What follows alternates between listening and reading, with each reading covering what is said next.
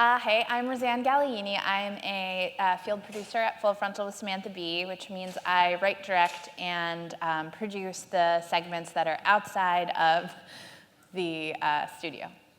So, yeah. So back in 2017, Sam wanted us to do a piece about gamification. And so what we did was learn what gamification meant. And then we found a newspaper that it was in a news desert that was like failing, and I called Gabe Zichermann, and we found a way to create a lottery system for their subscriptions. And we did not think it was going to work because we thought gamification was bullshit. And then we actually saved the newspaper, so that was very exciting. Fast forward to the midterms, and I was in Sam's office talking about something, and I don't remember what it was. And she goes, "Oh, by the way, Razan, let's try to gamify the midterms." And I was like, okay. And I left. And then I called Gabe, and Gabe introduced me to Adam Werbach and to a bunch of other people, and we got on a plane, we flew to San Francisco, and we basically brainstormed ideas about what it would look like to gamify the midterms.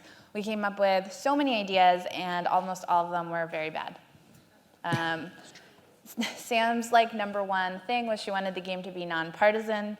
This is not Sam. I don't know why we picked this picture. It's very bad. And so, yeah, we went to TBS and we said we want to make a nonpartisan midterm election game that gamifies the midterms, and they were like, okay, and they were great. And TBS is the network that the show is on, if you don't know. So what we kind of landed on was a trivia game, an appointment-based trivia game like HQ, and this is kind of the video we made to intro players to how to play. Oh my gosh, thank you for signing up for This Is Not a Game, The Game. I'm Samantha Bee, and the 2018 election isn't a game, which is why we made this game, which isn't one.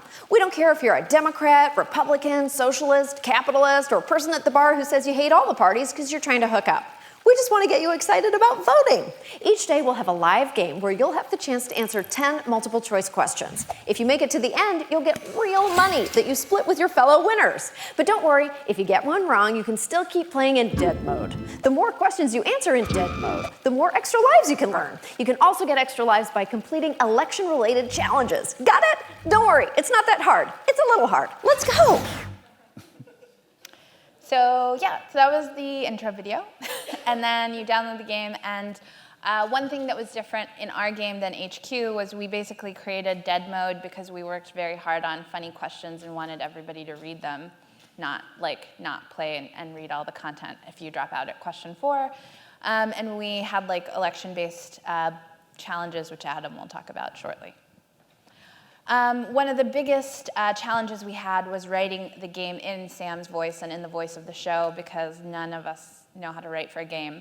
And it's very different structurally, writing a joke in a show or writing a joke for a piece is super different than learning how to write jokes or write comedy inside a game. So it was a show-wide effort led by Annie and Ishan, and we basically learned how to write funny questions that were interesting, relevant, and on point, and hopefully educated the game player about the actual midterm, the things they were going to vote on very shortly. Oh, that's you.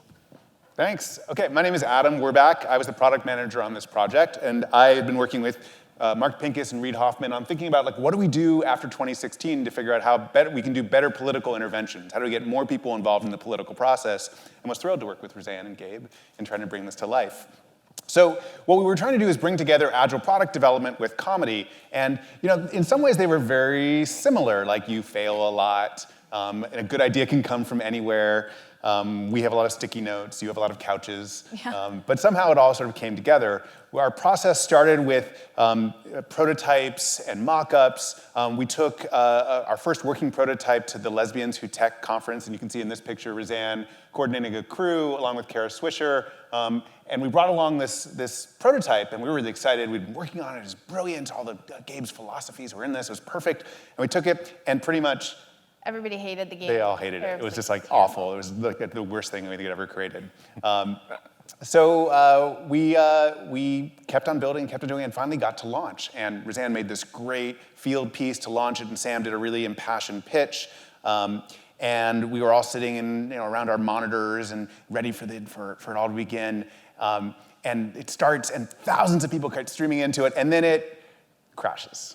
Who here has had a crash on a launch? Oh, it is just like, yeah, no fun. And fortunately, the way that Sam had really begun this was with the idea of this being learning. And we were saved by this great tweet by a writer, Caroline Shaper, which helped. And what we found was like being in touch with our players and really being, to sort of explain to them what our goals were. The fact that we built this thing in 60 days, it was going to be a short run, only 6 weeks. That worked really well at assuaging their worst comments. In fact, what we found was we had 1,000 5-star reviews from people who had never played the game because it crashed and they couldn't get into it. Because they were just so excited about the thing and the process, which was really helpful. So the first action we were trying to do is get people to go out and either register to vote or commit to vote. And we knew that learning was kind of a key goal, but we really wanted to see the numbers that way. We saw 117,000 people make commitments through vote.org, which is a third-party provider who made sure that they kept all the information and followed up with them as they went to the polls. One thing we're thinking is as a comedy show, we can't necessarily follow up with everyone, but we wanted to put them people into a system so they could continue way after the game was gone. And as we headed towards Election Day, we kept on accelerating the number of challenges. If you fulfilled a challenge, you would earn a free life and you had a chance to win money. People like winning money. So this could be captioning a photo of Ted Cruz holding a can of soup, or 2 cans of soup. You can let your mind run wild with what people came up with. We also asked people to take voting selfies. We got 30,000 people to send us selfies of themselves after they voted.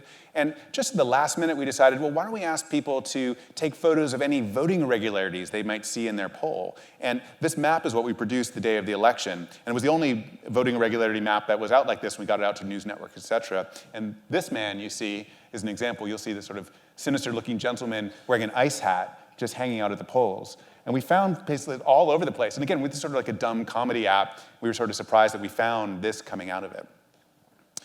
So here are the results. 350,000 downloads, 250,000 people set up accounts, 150,000 challenges undertaken, 117 commits, which we're really excited about. And we're still running the data to figure out, did it actually change their votes? And then we were really proud to see 60,000 daily actives coming in and out, again, for a very short run. Cool, thank you. So, right, it's an awesome product. And for those of you who, who follow or have been in this industry for a long time and followed the work that we've done, one of my main advocacy positions in terms of building games that drive people's behavior is that we don't need financial incentives in order to get them to do the action. I try to steer everybody away from giving out money. And I did the same thing in this case, and Sam kind of overruled me. She's like, instinctively, I think money will make a difference. And not that it was my decision, it was her decision, but it was her vision for it. And actually, it turns out, very interestingly, that what we found was a very clear relationship between winning any amount of money whatsoever, and people deciding to come back and keep playing the game and do the actions that we wanted them to do. So the amount of money was completely non-correlative to the outcome. But the fact that you won any money whatsoever. And so this is actually, I think, unlocks a new kind of paradigm. If this holds up in other contexts, this unlocks potentially a new paradigm for how we might be able to do micro-incentivization of users that actually would be possible in our budgets for many of these projects, right? Which are not funded at the kind of level that a revenue-generating project might be funded.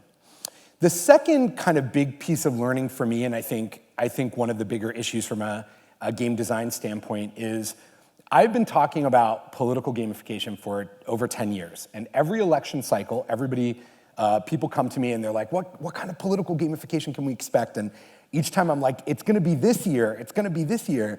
And the argument that I get typically from people about it is they say, well, we shouldn't provide an external incentive, an extrinsic reward, to get people to do something as important as participate in our democracy. People should is always the word that's used, people should be motivated to engage with democracy of its own value, and they should understand that value, and that is the reason why they are supposed to vote. And it's always been kind of a little bit of a back and forth. Is it bad? Isn't it bad? And one of the things that I think we proved in this experience with This Is Not a Game is that you can create a parallel path to the activity where you can provide extrinsic rewards that motivate action without taking away from the intrinsic motivation of participating in democracy. Meaning the two things can actually coexist if the experience is fun enough, if the experience is enjoyable enough, and if the reward is appropriately tuned to the demands of this particular context. So, hoping we put some of that to bed. Now, one of the other issues, which I think is very important for thinking about political gamification, is the source of the person behind it. So you heard Sam wanted a purely nonpartisan game.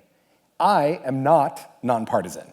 So my involvement, my participation in this game are very fiercely partisan. Perhaps you can guess from my outfit which side of the political spectrum I'm interested in. But I was very specifically partisan, and I really wanted to push a kind of partisan agenda. And in this particular case, those things synced up because of the audience of the show and those sorts of things. But I want to point out that if this is in fact the time that political gamification and games for change start picking up, one of the important things that we will all need to do is we will all need to be vigilant about who is behind the game.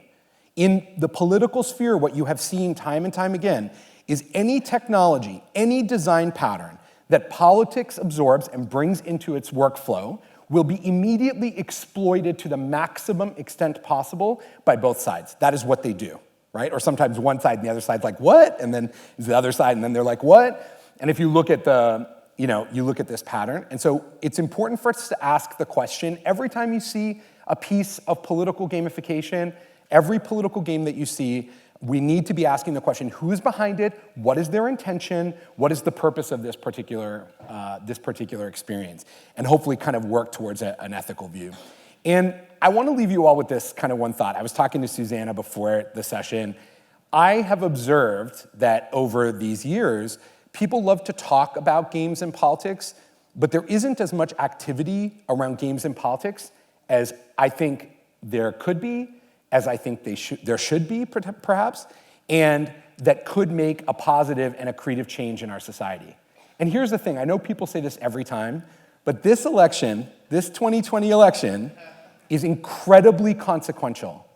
It is incredibly important. Our democracy desperately needs all hands on deck. Every bright person, like all of you in this room, every creative person, like all of you in this room, every thoughtful person, like all of you in this room, and people with specific skills that can be used to help drive motivation and behavior are needed more than ever before. This is the moment. And so what I really want to encourage you all to do, what we really want to encourage you all to do, is if you're interested in this topic, please use some of that beautiful creativity. Bring your ideas to the political sphere. I want to hear them. We want to hear them. Reach out to us. Connect with us. And there are more opportunities. I think there will be more opportunities in 2020 and beyond. And if we all bring our unique skills, the way that This Is Not a Game team brought their comedy, and Adam brought his years of experience doing nonprofits, and you could bring your ideas for amazing games, we can transform American democracy, and we will do it. Thank you.